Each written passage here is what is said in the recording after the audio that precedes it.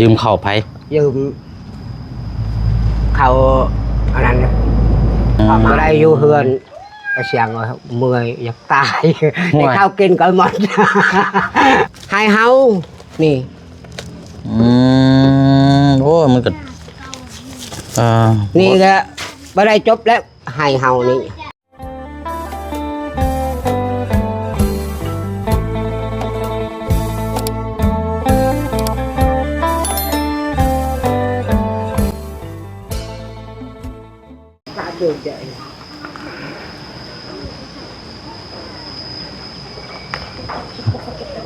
พี่น้องเนาะห่างเหินกันนานเมื่อนี้อากาศแดดฮ้อนพัดตาวมาอยู่หน้าบ้านของทางประตู7 ปีเนาะหรือว่าทางประตูอาเดียนี่แหละพี่น้องเนาะนานแล้วพี่น้องบ่ได้เข้ามาเยี่ยมยามทำข้าวทางครอบครัวทางประตูเนาะจักอยู่กินกันจังใดเฮ็ดให้เฮ็ดสวน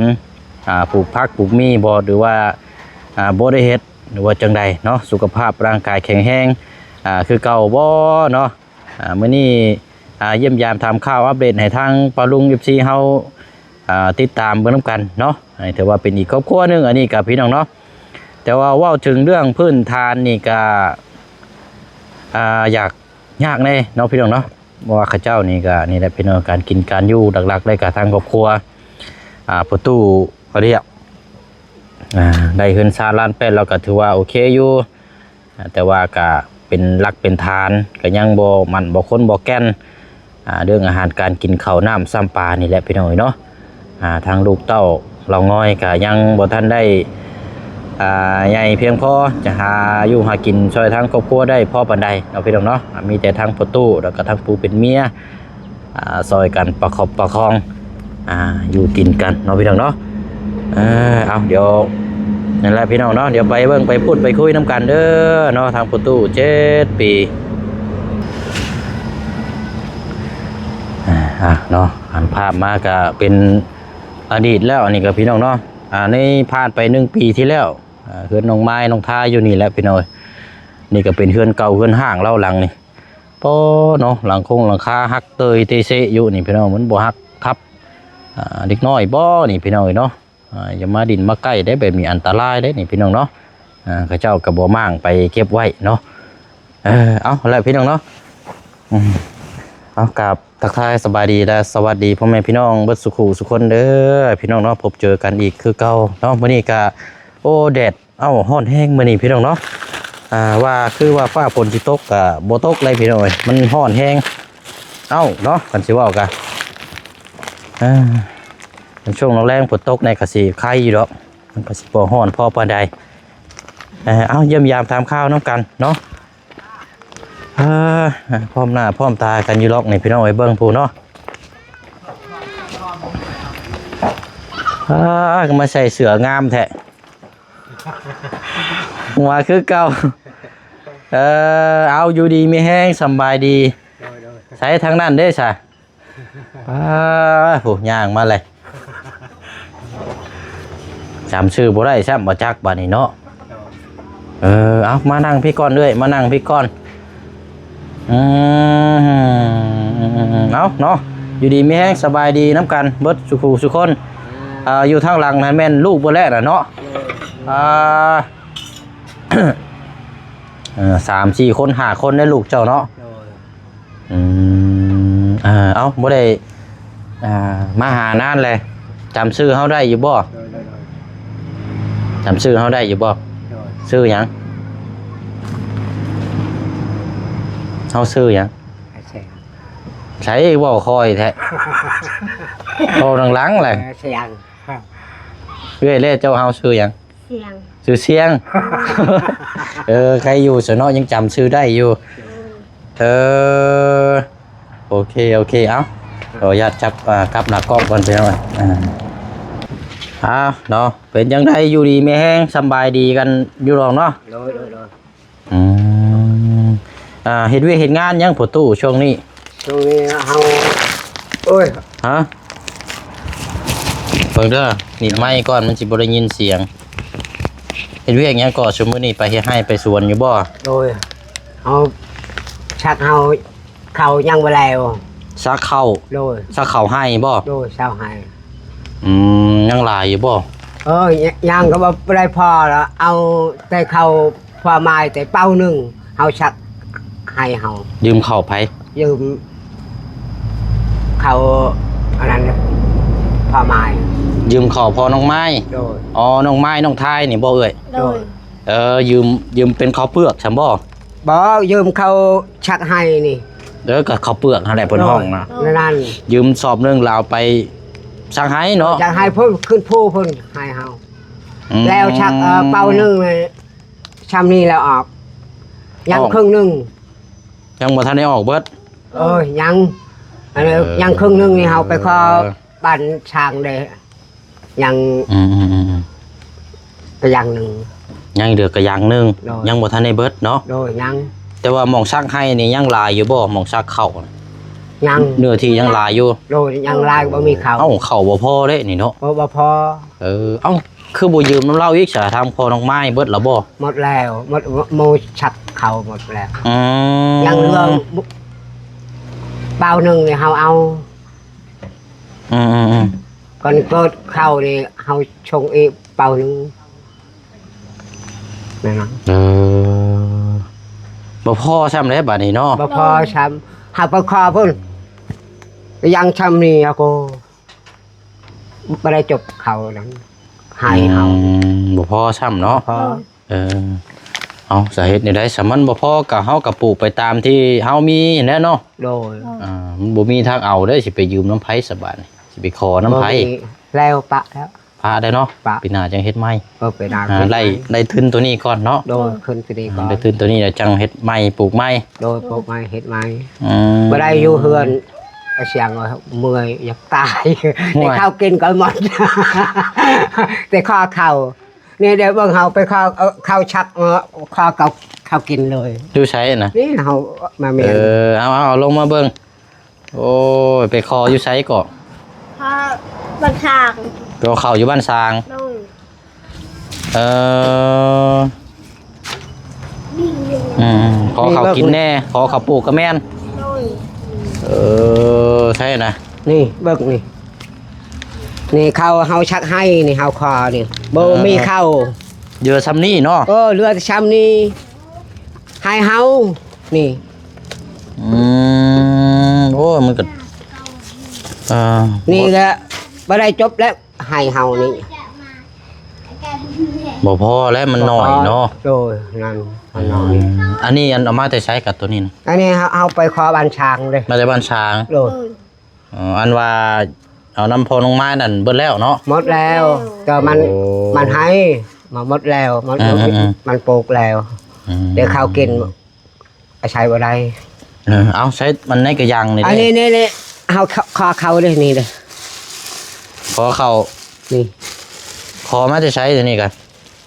อยู่บ้านช้างนี่มันก็อันนี้เลย โอ้น้ำไผ่ขอน้ำไผ่พี่น้องบ่น้ำมันช้าง อันนี้บ่แม่น คน เอา คนหูจักบ่ คนอยู่บ้าน คนอยู่บ้านเนี่ยขอเลย คอเลย เพิ่นก็เจ้าก็ให้บ่ โดยให้ ไปน้ำกันบ่เอ้ย โดย เอาไปนำกันมื้อนี้เมื่อนี่ฮะเอาคอนี่เฮาตามมากินปะ ขอมาเอ้อ ขอมาเอ้อมาแต่ใช้นะ บ้านช้างมด บันทาง อ๋อแสดงว่าหากะมานี่บ่ เฮามามื้อนี้ ได้ไปกันคอมังเอ้อน้ำข้าเจ้าเลยสิเอามาต้มกิน มาต้มกินลูกเฮากินนะเอาใช้น้ำตาลเนี่ยบ่มีข้าวกินขาดข้าวแล้วเอาใช้นี้ ได้อยู่แซ่บอยู่นี่กะ เชฟ ใส่น้ำตาลหนึ่งกินเนาะ นั่น ข้าวน้ำเบิดเท่านี้บ่ข้าว หมด ตาล เท่านี้แล้วนี่ ในเดือนก็บ่ได้มีอีกบ่ บ่มีเลย นี่ก็ไปขอมาล่าสุดนี่อันนี้เนาะ โดย ได้อยู่ประมาณโลนึงเนาะ บ่ได้ฮอด ประมาณได้อยู่มาบาทนึงซะเนาะ โดย มา1หวดนึงซะ1ข้าว ก็หดหนึงได้นั่น อันนี้ก็เอาไปขอชักเขาโอ้โมว่าเฮาชักหมดแล้วบ่มีเลยแต่ข้าวกินเฮามีโอ้อาชัยพวกข้าวกินนี่บ่ได้เกิดแล้วเพิ่นบ่ได้แม่น เพื่อมันสิออกเนาะ บ่ได้ออกข้าวกินบ่ได้ทั้งอยู่ทางหากเลยข้าวต่ำ ไปขอเข้าน้ำกัน2คนหากะมาเนาะ โดมา โอ้ ไปเอาชำนี้บ่พอแล้วนี่ อันนี้ก็เอาชักอื่นแล้วหมดนี่แล้วปะครึ่งนึงแล้วเอาครึ่งนึงบ่มีเขา เออเนาะพี่น้องอันเวลาไปเฮ็ดเวียกเฮ็ดงานนี่ทางลูกนี่ก็ไปเฮ็ดเวียกซอยนํอยู่บ่ โอ้มืออยากไปมือบ่อยากไปขี้คร้าน ลูกขี้ข้าน โดย ย่างไป ไปใช้ ทุ่งคุณ ไปขึ้นภู โดย ไปยังไปภูนะ นี่ทางให้นี่ บ่เว้าลูกนะบ่ได้ไปเฮ็ดเวียกนํบ่ โอ้ยา ได้เอาแบะยังอันนี้มานอนอยู่เบิ่งนี่พุ่นบ่โอ้ยสบายแท้นี่ มือไป แล้ว มือบ่อยากไปเฮาว่าไปไว้หนูเอาไปซอยเฮา เออ เฮาโจทย์ให้โอ้ยบ่อยากว่ะนั่น แล้วเลย แล้วพัดเฮ็ดผู้เดียวเฮา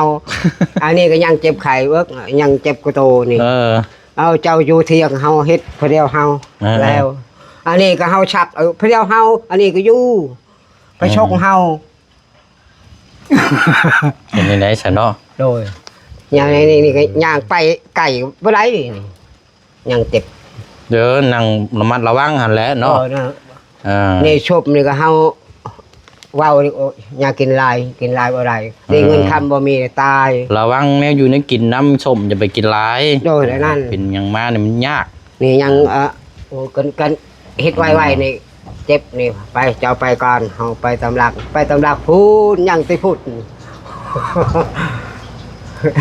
ไปบ่ได้ โอ้เด้เฮ็ดนี่ได้ซะเนาะพี่น้องเอ้ยทางลูกก็คือเฮ็ดนี่ได้เนาะหั่นแหละก็ยังบ่ทันได้เห็นเวียกเฮ็ดงานเนาะ โดยนั่น ก็เลยอยากยากในจักหน่อยบ่ได้ไปหาแนวอยู่แนวหยังมาขายบ่ซะ บ่มี ฮะน้ำมงหน่อไม้บ่ได้เกิดบ่เดี๋ยวนี้นั่น เกิดกี่เกิดขายเดี๋ยวบ่เอาแต่1,000นั้น อืม ก็บ่มีเลยแล้วบ่มีให้กินเฮ็ดหยัง หมดแต่ เออ หาเมื่อกัน โอ้ยบ่เอารถเอ้ยเอาเลยเอาไว้กินเอาไว้ต้มให้ลูกเต้านะกินข้าวยังบ่มีอยู่เอาไว้ได้ อันนี้ก็บ่มีข้าวนี่ใช้น้ำตาด้วย เอาเอิ้นลูกเอากินบ่มีเฮาเบิ่งเฮาไปขอเขาเนาะ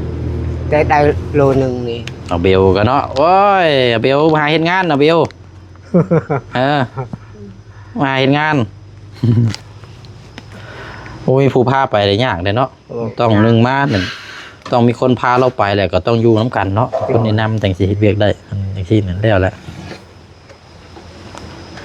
มันไปกับพ่อชัยมักพ่อชัยเอิ้นได้แต่เงินแต่ 15,000แต่10,000ไปกับพ่อชัยมดมือกับมดมือ เพิ่นว่าคนอื่นน่ะบ่ค่อยไปเนาะ โดย นั่น แล้วเนาะโอ้พายุเข้า ตายแล้วจังเลย พายุเข้าเฮาบอกเจ้าแล้วนี่ตะนางนี่พ่อชัยเอาแล้วเด้อเอาอัดน้องฉะมัน ตะนางใช้ ตะนางอยู่เฮาปะอยู่นี่ ตะนางเฮาซื้อไม้ตะกี้เห็นบ่ เออ นี่เลยพอนี่เอาอัดน้องฉะมันไปเฮาอัดน้องฉะเฮาว่าเมียนอยู่นี่ให้ได้ไก่ก็บ่มี แล้วก็ไปเอา ใช่คือกันแล้วสิเป็นหยังให้เพิ่นใช้แล้วก็มันมีหยังกับเพิ่นก็ดีนำเด้เนาะ โดย มีหยังเพิ่นก็แบ่งข้าวน้ำหยังอยู่ในกินได้น้ำเพิ่นกัน โดย ได้คือกันนั่นแหละ ไปว่า เจ้าหายเฮาไปโอ้ยพ่อแม่นี่บ่ได้เข้ากินแล้วก็คายแล้วนี่โอ้ยบอก ลุงอยู่เฮือนเนี่ย เนาะเอาตามนั่นแหละสาพี่น้องเนาะอยู่ในช่วงดิ้นรนปลูกข้าวปลูกน้ำช่วงนี้เนี่ยไปกับเมื่อยคือกัน โอ้นั่น แต่บ่หากับบ่ได้มันต้องเฮ็ดมันต้องปลูกในช่วงเวลานี้ โดย มันต้องไปนี่พี่น้องนั่งเงางอยอยู่แต่ละคนเนาะ โดย ใช้อีกคนหนึงเด้ บ่มีซ้ำนี้แหละ เอ้ามี4คนบ่ลูกเจ้าอาเบลเนาะ แล้วก็แบวนี่ แล้วก็ ไอ้กัด ผู้ชายหันบ่ แก้ว ผู้นี้ผู้ที่สองบ่ นี่ แล้วก็ผู้นั้นแล้วลูกชาวลาเพิ่นน่ะเนาะ โดย โอ้ยพี่น้องนั่งอยู่มุมเจเนาะคน แต่บาย ลูกพอชัยก็น้อยๆโยนำกันกินข้าวอยู่เฮือนนี่เลยตัวนั้นที่เอามืออยู่เฮือนไม่มีข้าวกินแบกลูกเพิ่นเนี่ยโมให้ข้าวกินแล้วไปได้มืออยู่เฮือนแล้วกินข้าวอยู่นั่นเมื่อนอน ใครอยู่กินอยู่พุ่นแหละคนให้กินก็มานอนอยู่นี้เนาะ มานอนอยู่นี่ คันชิเว่ากับพ่ออยู่ได้แต่ทำเพื่อนน้องดาน้อยเนาะ โดย เพื่อนทำครอบครัวใหญ่นี่แหละพี่น้องพอบึงพอยิงไง นั่นได้ลูกเฮากินเมื่อนอนเบิ่งลูกเบิ่งเต่าอยู่เฮือนแม่ละน้อยนี่นี่เด้อโจกลูกเฮาเด้อเจ้าเบิ่งเด้อมันให้ข้าวกินเมื่อมันนอนอยู่เฮือนไปเมื่ออยู่เฮือนว่ามีข้าวกินให้กันแต่เฮาเบิ่งทางให้เฮ็ดให้ไปข้อเขาอากูจะข้าวกินก็บ่มีเฮาอดเดี๋ยวเช้ามื้อเฮาบ่มีข้าวกินอันนี้เฮาไปข้อนี่ก็ข้อน้ำตาลนี่ แล้วนี่ขอน้ำไผ่จ้ะนี่กะ อันนี้ข้อกับเอื้อยนี่ ขอน้ำเอื้อยบ่เอื้อยเอาให้เนาะ ให้ข้าวกินก็บ่มีเอื้อยมันพวกนี้บ้านช้างว่ะบ้านช้างนำเลยเอาไปเฮา ถ้ากันย่างบ่แม่นรัดไปพี่บ่ ละเดี๋ยวอยู่พุทธ รัดธงรัดท่าไปนี่แล้วเนาะ โอ้ย ทะลุไปนี่เลยขามเช่บ่ ทามเทยางรถไปเอาชายอยู่พุทธเอาชายกับนทอกนี่ได้บ้านเชตีนี่นะอยู่นำเชพุทธเชก็นำชายก็บอลเฮือนชามหลักอยู่ทางนี่ชายได้พุทธเนี่ย ไปน้ำข้าเจ้าบ่แบบใด เฮาไปทางอยู่พุทธแล้วนำเชพุทธ ตอนเจ้าไปนี่เจ้าต้องข้ามเรือไปบ่ ทำเพื่อ เพราะว่าบ้านช้างมันอยู่ฝั่งเชพุ่นไปอีกเนาะ โดดไป ต้องนั่งเรือข้ามไปแม่นบ่เว้ย โดย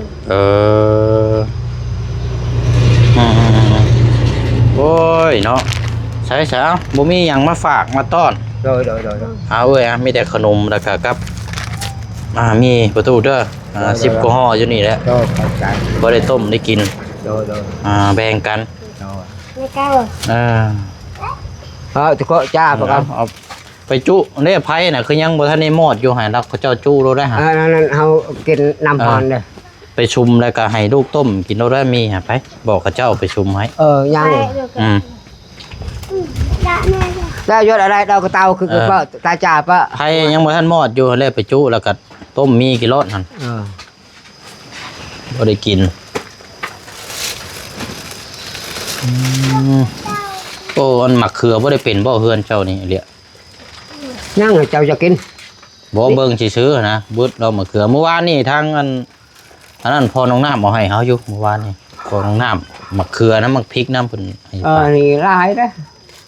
ได้บอก มันลูกน้อยนี่เพื่อนนี่พอไปเอากิน ปิด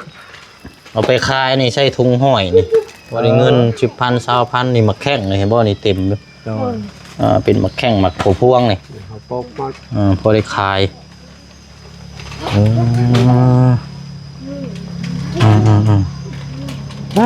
เฮ็ดอยู่ได้ยังบ่ทันได้กินข้าวกินน้ำบ่ ยัง สิได้ยังกินเฮ็ดยังกินในบัดนี้ฮะ อะไรแล้วก็ตบมันนี่ก็ ตัวมีบ่ โดย หรือว่ามีแนวกินแล้ว มีแนวกินกับข้าวกับนี่ สิต้มมีเฮาให้นี่บ่ โดย พอดีแล้วจะไปชุมไผ่ไว้แล้วต้มเนาะกินแล้วนอนยอมคือเราเว้าหั่นแหละพี่น้อยเนาะก่อนหน้าก็ว่าแล้วในอยู่ในกินก็เป็นไข่เป็นหยังเป็นแกงเป็นหยังมากก็ นี่ก็ห้าแต่ได้กินก็เฮ็ดแต่ได้กินก็ไม่ได้เฮ็ดนี่ก็นอนเฉยกินเพราะหยังแบบเฮาเว้านี่แหละก็กินเพราะหยังกันอยู่แบบนี้กินบ่ เฮ็ดได้ซะ นะบ่มีกินเนี่ย ช่วยกันหั่นแหละเนาะก็แบบลูกเฮาว่าโกไปลูกผู้เดียวเฮาเฮ็ดลูกผู้เดียวไปแม่ลูกโอ้ยสิคันขึ้นโถ ลูกก็ยังบ่ทันได้ช่วยยังได้เนาะเอาเฮ็ดได้ซะพี่น้องสิผ่านพ้นไปได้ก็หลายปีอยู่แล้วเนาะ โดย เอ้ยเอาละสู้ๆประตูเด้อมาเยี่ยมยามทำข้าวเอาเด้อนั่นแหละเนาะ เอาไปตลาดพัดไปได้เงินได้คำมันรวย อยู่หากินเนาะสู้จุ่มต้มไผ่และต้มมีกินเนาะเขาก็สิเมื่อกินข้าวคือกันได้เขาก็หากินข้าวกินน้ำก่อนเอาอยู่ดีไม่แห้งเด้อเอาเนาะประตูนี่รับภาระหลายเนาะเอานี่ดินล้นแล้วเราก็เอาอะไรเนาะ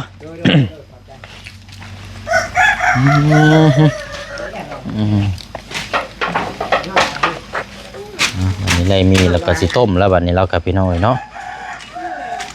เป็นกับข้าวเอามาเนาะมาดูมากินขอน้ำข้าวเจ้าขอข้าวขอน้ำก็คือทั้งนั้นพอน้องเปียวนั่นแหละว่าแล้วพี่น้องเนาะเพราะว่าการปลูกสร้างบ้านเนื้อชาตินี่ก็โอเคเนาะนี่พื้นฐานนี่ก็ทั้งผู้ใหญ่ใจบุญซอยแต่ทั้งทีมงานเฮาล้มซอยกันแล้วก็แต่ว่าเรื่องอาหารการกินข้าวน้ำหมากแพงนี่นะโอ้ยากอยู่พี่น้องเนาะนี่แหละแล้วกันทางครอบครัวทางลูกนี่ก็ยังเฮ็ดงานก็ยังบ่ทันได้พี่น้องเนาะมันดดยากทางประตูแล้วก็คณะบ่ไปนะบ่นี่ก็จะสิอยู่กินกันจังไดเนาะเฮ็ดจังได๋ซะพี่น้องก็ดิ้นรนตามนี่แหละพี่น้องเนาะตามสถานการณ์ไปอะไรเนาะลาพี่แล้วน้องไปก่อนเด้อพี่น้องเด้อเนาะ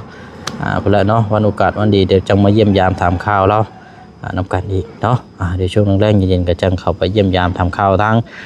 น้องป๊อปเนาะติดตามเบิ่งนำกันอีกพี่น้องเนาะบ๊ายบายเด้อพี่น้องเด้อเนาะบ่สุขสุขคนเนาะสบายดี